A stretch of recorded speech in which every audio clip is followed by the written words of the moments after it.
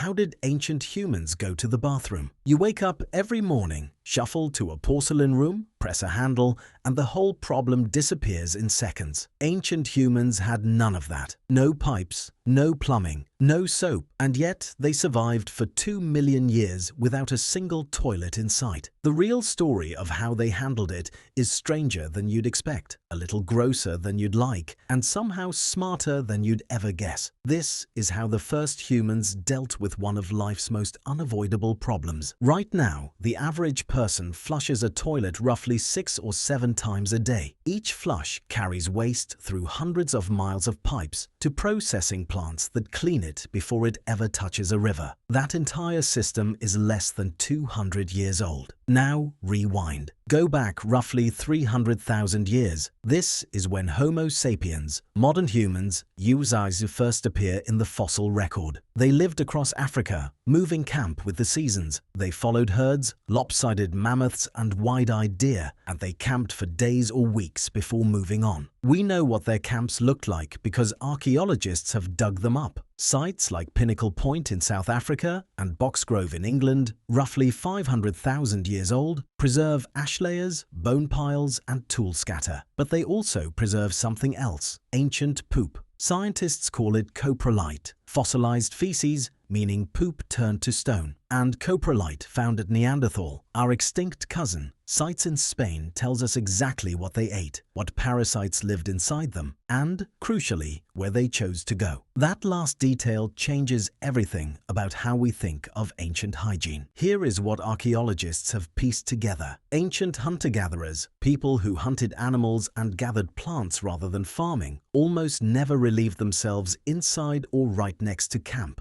This was not random, it was deliberate, strategic. Waste near food and sleeping areas draws predators, it draws flies, and it spreads disease through contaminated water. Ancient humans understood this link, not in a scientific way, but in a practical survival brain way. Groups that kept their waste far from camp got sick less. Groups that didn't last, so the rule got passed down, not written anywhere, spoken, modeled, remembered. When they found the right spot away from camp, they used the ground itself. Shallow pits, scraped with a hand or stone, then covered over with dirt, leaves, or rocks. Evidence of this comes from sites in the Middle East and Europe where latrine areas, designated waste zones, sit clearly apart from fire and food zones. Now, for hygiene, they did not use toilet paper, that's 6th century China, but they used something. Leaves were common, wide, smooth, non-irritating leaves. Smooth stones, rounded by rivers, worked well too. In coastal areas, shells and water-soaked moss were reliable options. Water was the cleanest method where it was available. We know this because ancient human hands have been traced in cave paintings, and skin folds and fingernails have been analyzed in preserved remains. The nails show soil and plant matter, evidence of exactly what you'd expect if someone cleaned up using what nature provided. They were not random about this. They were, within their world, clean. Here's what most people don't expect. Some ancient humans were better at this than others,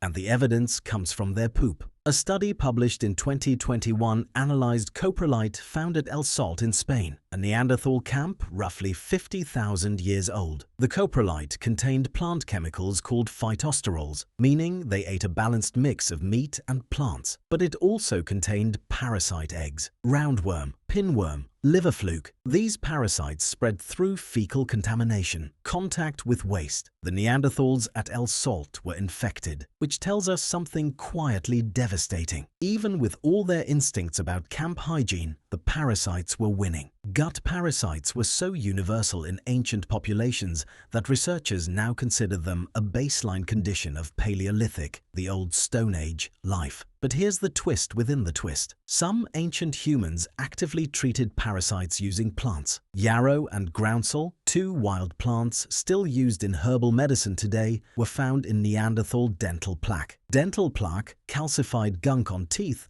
preserves what ancient people actually chewed. Yarrow tastes terrible. It has no food value. The only reason to eat it is medicinal. They were, in the most literal sense, self-medicating, managing the gut, fighting the parasites living in their own waste cycle. That is not primitive thinking. That is pharmaceutical reasoning without a lab. And the fact that we can read all of this from their fossilized poop and their plaque makes ancient bathroom habits one of the most intimate archives we have. So what does this all add up to? Ancient humans were not stumbling through their lives in filth. They had rules, they had zones, they had tools for hygiene that fit the world they lived in, and they self-diagnosed and self-treated gut illness using wild plants. Were they perfect? No. The parasites remind us of that, but the instincts keep waste away from water, away from food, away from sleep. Those instincts are baked into our biology. Your sense of disgust, that involuntary recoil from waste and contamination, is one of the oldest survival tools your body has. It kept your ancestors alive. Next time you flush, remember, the pipe is new. The instinct behind it is 2 million years old.